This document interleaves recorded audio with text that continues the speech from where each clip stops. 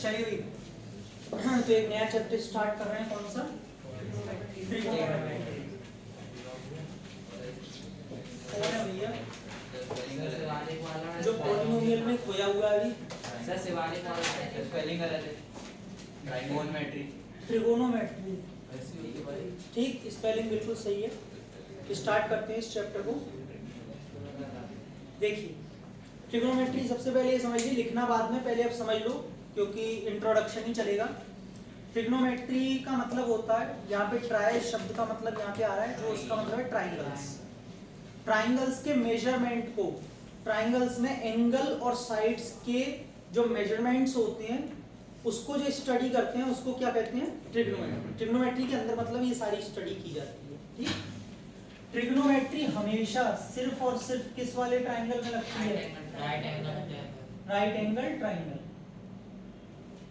और ये किसी भी ट्राइंगल में नहीं लगती है, ये ध्यान रखना। ये जैसे हमारे पास एक राइट एंगल ट्राइंगल है ABC, तो इसमें सिर्फ ट्रिग्नोमेट्री लगेगी, ठीक है।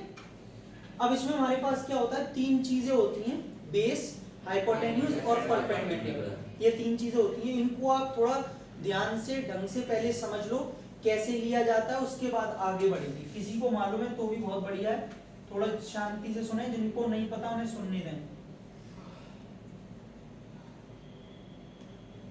ठीक है। मैं इसे एक काम करता हूँ, Q की जगह M ले लेता हूँ, बता दूंगा क्यों। एक ट्राइंगल लिया मैंने ABC और एक ट्राइंगल लिया मैंने PMR, ठीक। एक जगह तो मैंने यहाँ पे थीटा बनाया, इसको Q मत बोलना, ये Q नहीं है, क्या ये? थीटा। और थीटा किसको रिप्रेजेंट कर रहा है? एंगल को। सिर्फ ये एंगल को रिप्रेजेंट करने का तरीका आप इसकी कुछ और भी ले सकते हो, अल्फा, बीटा, एक्स, कुछ भी ले सकते हो, but standard in NCERT it is taken as theta. एक थीटा तो मैंने यहाँ पे लिया और एक मैंने लिया यहाँ पे, ठीक है, दोनों अलग अलग है। यहाँ पे तो ले ही नहीं सकते, बताओ, यहाँ पे तो 90 रहेगा ना ऑलवेज, तो यहाँ पे तो कोई मतलब ही नहीं। एक्यूट एंगल्स को सिर्फ मैंने चेंज किया, क्योंकि एंगल्स को चेंज करने के साथ साथ बेस और परपेंडिकुलर चेंज होते रहते हैं। किसी भी इंसान को खड़े होने के लिए जमीन की जरूरत होती है, बेस की जरूरत होती है ना। या तो ऐसे समझ लो, या दूसरा तरीका कि थीटा के सामने वाली जो साइड होगी हमेशा वो परपेंडिकुलर कहलाएगी, आपको जैसे ठीक लगे। थीटा यहाँ पे है, देखो हाइपोटेन्यूज की अपनी पहचान होती है, हमेशा वो 90 डिग्री के सामने होती है और बड़ी साइड होती है। एक बार को आप बड़ी साइड में कंफ्यूज हो सकते हो कभी कभी, लेकिन इसकी पहचान सबसे बढ़िया है, 90 डिग्री के सामने वाली साइड हमेशा कौन सी होगी? हाइपोटेन्यूज।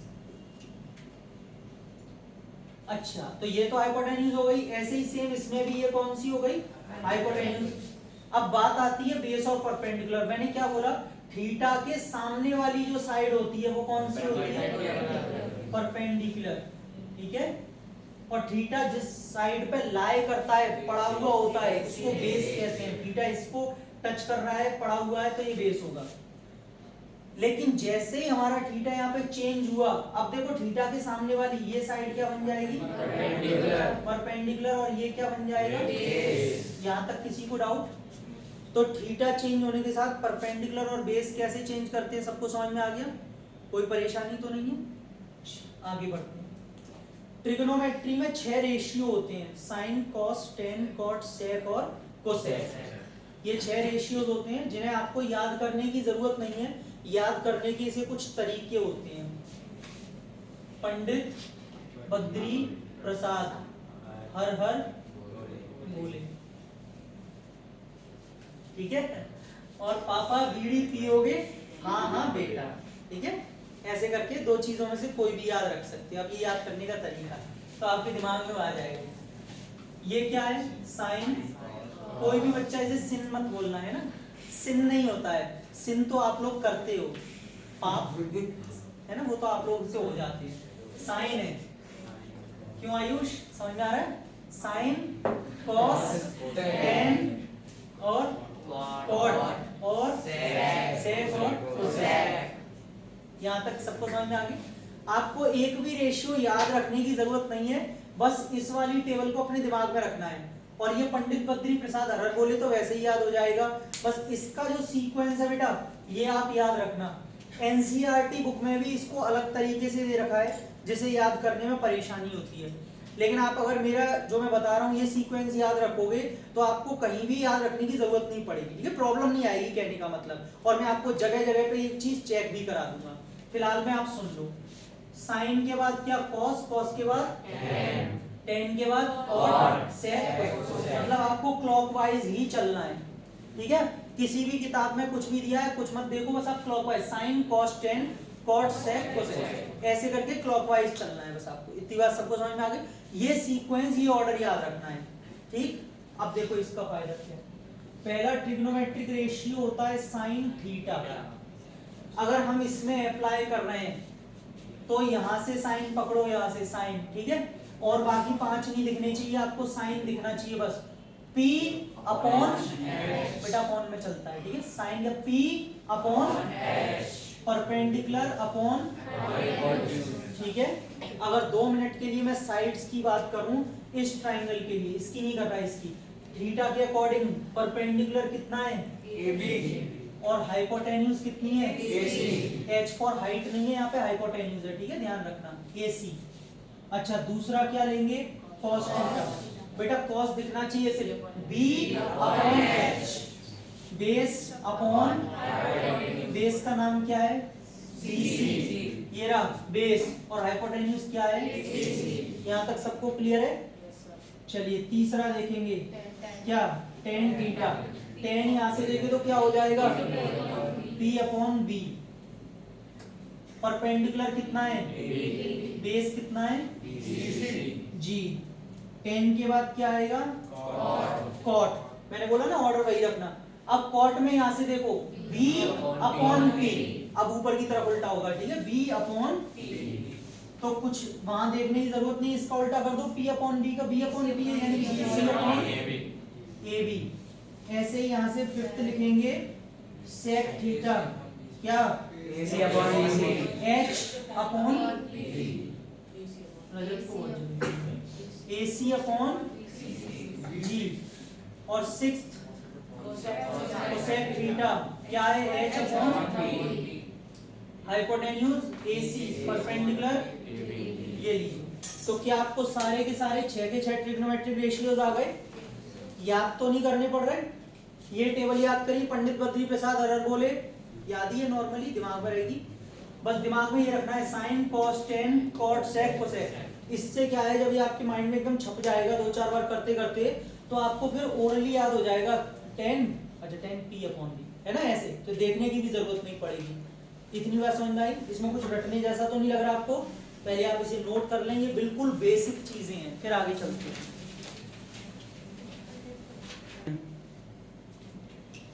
ऐसे क्वेश्चंस में हम क्या करते हैं, पाइथागोरस से पहले पाइथागोरस थ्योरम लगा करके हम सारी साइड्स को फाइंड आउट करते हैं। आपसे कह रहा है 10 ने आपको 4/3 दिया है, बाकी के 5 ट्रिग्नोमेट्रिक रेशियोज आपको निकालने हैं। यहाँ पे हमने क्या किया, सबसे पहले एक ट्राइंगल बनाया, बेटा ध्यान से सुन लो, इधर 90 डिग्री का नेमिंग तो हमें करनी पड़ेगी। नंबरिंग 10 ने 4/3 दिया है, ये किस एंगल की बात कर रहा है आपसे? ए की ही बात कर रहा है। जैसे हम थीटा बना रहे थे, इसमें पर्टिकुलर वो किसकी बात कर रहा है? ए की। तो यहाँ पे आपने सपोज ए ले लिया, ठीक। ए को बस 90 पे मत लेना, क्योंकि फिर आप उसमें कुछ कर नहीं पाओगे। ए को एक्यूट रखना, जिस एंगल की बात करता है उसको हम एक्यूट लेते हैं, चाहे बोले यहाँ ले लो या ऊपर, लेकिन 90 पे मत लेना। चलो बी यहाँ पे लिया, सी यहाँ पे लिया। आपसे कह रहा है 10 इज इक्वल टू, आपको कितना दे रखा है? ध्यान से समझेंगे सभी।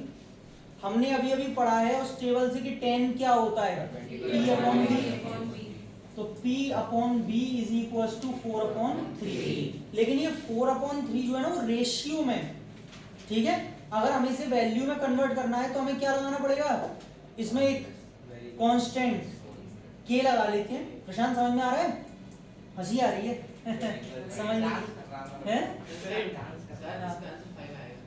एक हाँ फायदा है, पेन मत बजाओ दर्शकों, सुन लो इधर। P अपॉन B कितना है? 4/3। तो हमें अगर इसमें कन्वर्ट करना है वैल्यूज में, तो हम क्या करेंगे, लेट बेटा यहाँ से एंगल के हिसाब से परपेंडिकुलर कितना है, कौन सा होगा? यही तो होगा परपेंडिकुलर। तो यहाँ पे हम लिखेंगे BC is equal to 4K। ध्यान से समझ लेना, परपेंडिकुलर कितना है 4 और एंगल A के अकॉर्डिंग परपेंडिकुलर क्या है BC, तो ये 4K हो गया।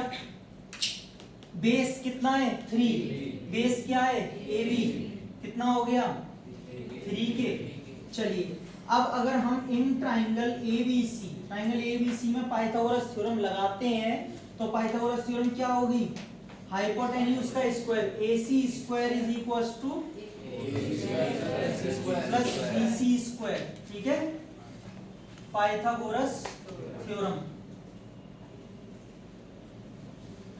हाँ भाई AC, हमें AC तो निकालनी है, AB कितनी है 3K का, BC कितनी है यहाँ से, जब हम इसको ओपन करेंगे यहाँ पे AC square is equal to 9K square और टोटल कितना, तो यहाँ से जब स्क्वायर इधर जाएगा रूट में तो क्या आ जाएगा 5K। ठीक, यानी कि हमारे पास में ये तो आ गई 5K और परपेंडिकुलर BC कितनी है 4K और ये कितनी है। यहाँ तक सबको समझ में आया कि नहीं आया पहले बताओ, आ गया तो बेटा यहाँ तक लिख लो, फिर हम सारे ट्रिग्नोमेट्रिक रेशियोज लिखने वाले हैं, पहले यहाँ तक सर फिर से समझा दो। हाँ समझा रहा हूँ, फेयरली आपको लिखना है प्रॉपर, ठीक है पूरा फेयर में। 10 आपको कितना दिया आयुष 4/3, 10 क्या होता है P/B। ठीक है, BC is equal to 4K है यहाँ पे, क्यों, क्योंकि परपेंडिकुलर इस एंगल के हिसाब से क्या है BC, तो ये 4K हो गया, क्योंकि 4 है ना, मैंने K कांस्टेंट ले लिया क्योंकि रेशियो है और रेशियो को वैल्यू में कन्वर्ट करने के लिए K लगाना पड़ता है।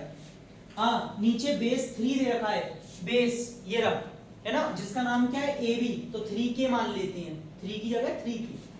अगर ट्राइंगल ABC में पाइथागोरस थ्योरम लगाए तो AC square is equal to AB square plus BC square, दोनों की वैल्यूज रखी आपके सामने, सॉल्व किया तो AC आ गया 5K। ठीक, युग समझ में आ गया।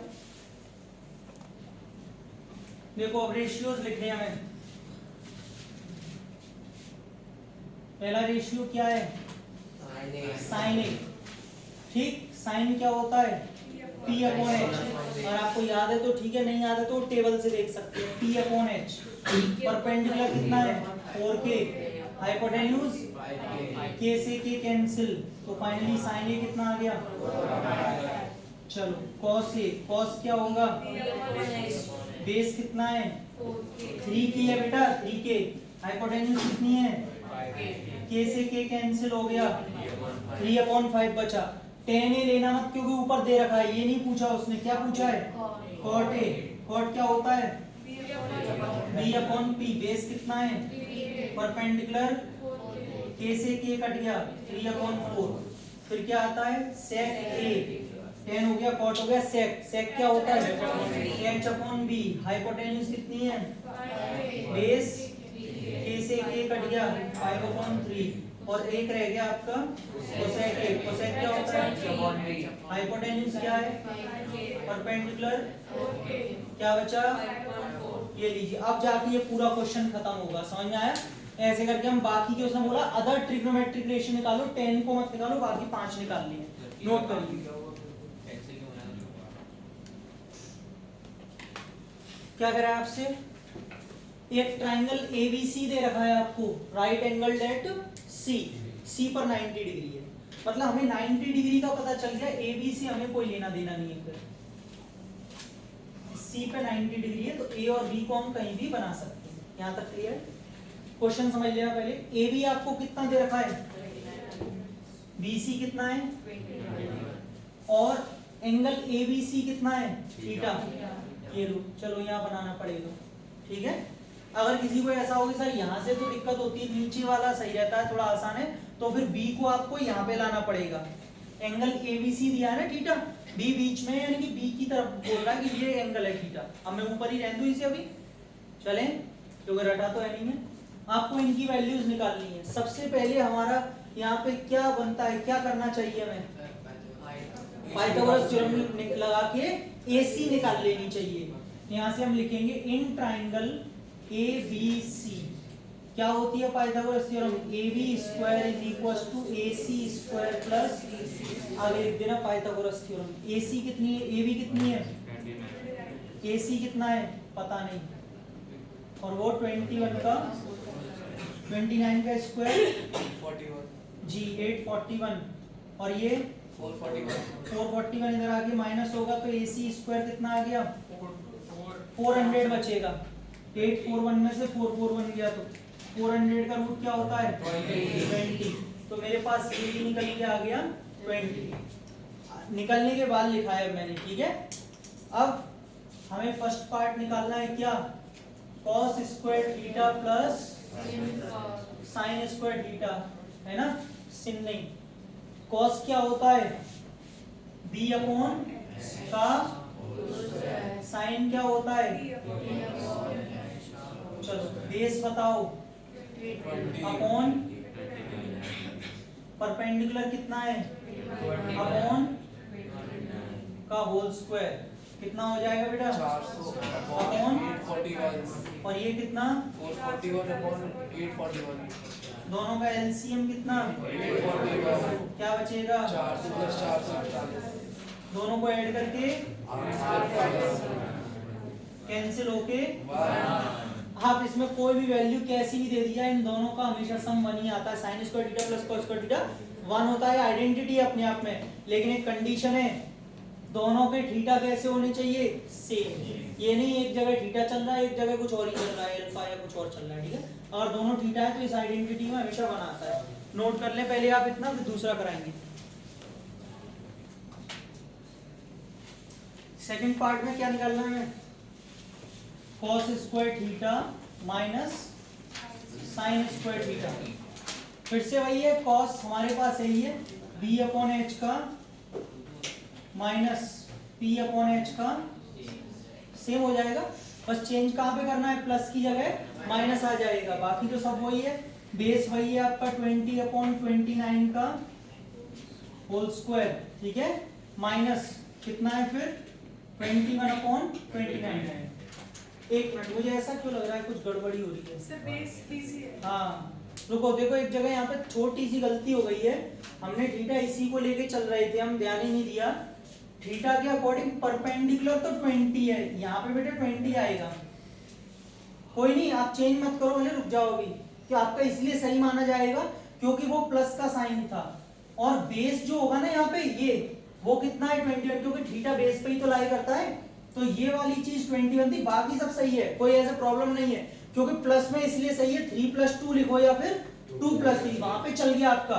ये लो पहले मैंने ये वाला यहाँ लिख दिया और ये वाला यहाँ तो ठीक है, लेकिन ये चेंज करना पड़ेगा, इसमें गलत हो जाएगा। इसमें बेस कितना है 21 और परपेंडिकुलर कितना है 20, सही है। परपेंडिकुलर कितना है 20, क्योंकि थीटा के सामने वाली होती है साइड परपेंडिकुलर। अच्छा, होल स्क्वायर ओपन करेंगे, कितना 21 का 441, माइनस फिर इसमें 400 कितना बचेगा 40 अपॉन 841, एलसीएम लेंगे तो 441 माइनस 400 कितना 41, ये इसका आंसर है। समझ में आया नहीं आया? अच्छा, उसमें जो गड़बड़ी हुई वो कोई प्रॉब्लम तो नहीं है, सही करवा दिया वहां पे तो सही है ना। चलो नोट कर लो, पूरा खत्म हो गया।